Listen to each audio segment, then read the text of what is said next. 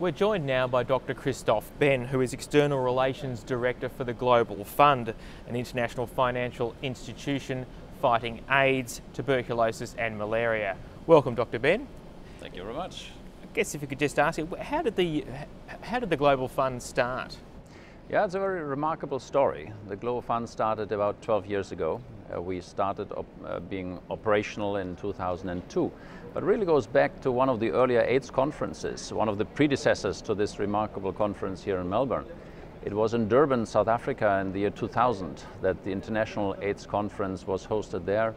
And Nelson Mandela addressed the conference and said, look, it is morally completely unacceptable that millions of people are dying, particularly in Africa, from a disease that is basically treatable.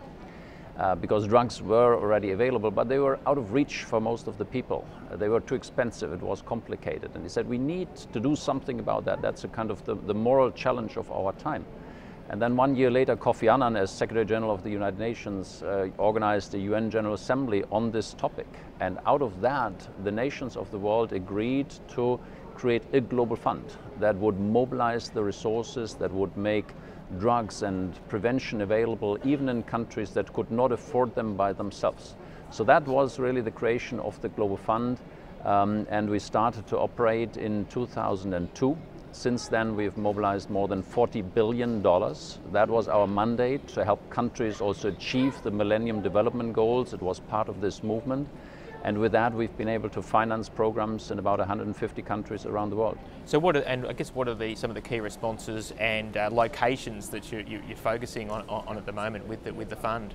Well, we are really global. That means we are, supporting programs all around the world.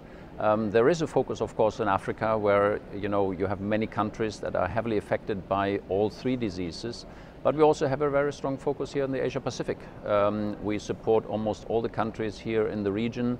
About 20% of our resources go to Asia Pacific. We've just allocated new resources in the order of $3 billion for the Asia Pacific, including countries like Papua New Guinea and Pacific Islands that are close to Australia. And I mean, how important are global partnerships, I guess, in tackling HIV?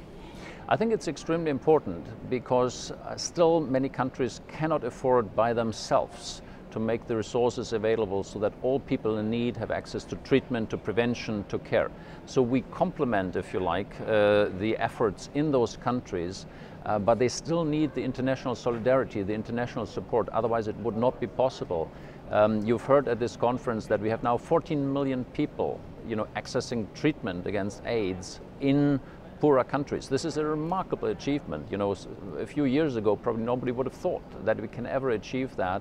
So that has been possible because of the international solidarity that many countries, but also corporations, individuals have contributed to that, including, of course, the government of Australia. And it comes back, I guess, to the importance of these conferences, doesn't it, in terms of that international collaboration? Absolutely. These conferences have always been extremely important because that's when you have the attention on this disease. Otherwise, maybe people don't care so much about that. I think it's very significant that for the first time this conference is hosted in Australia and in this region of the world. So again, people hear about this huge challenge that we have to address this disease. I think it's still one of the most important topics because millions of people are affected and are still dying from this disease. Well, Dr. Benn, sounds like the fund is doing some remarkable work around the globe. Thank you very much for coming on and telling us about that. My pleasure. Thank you very much, Dr. Benn. Thank you.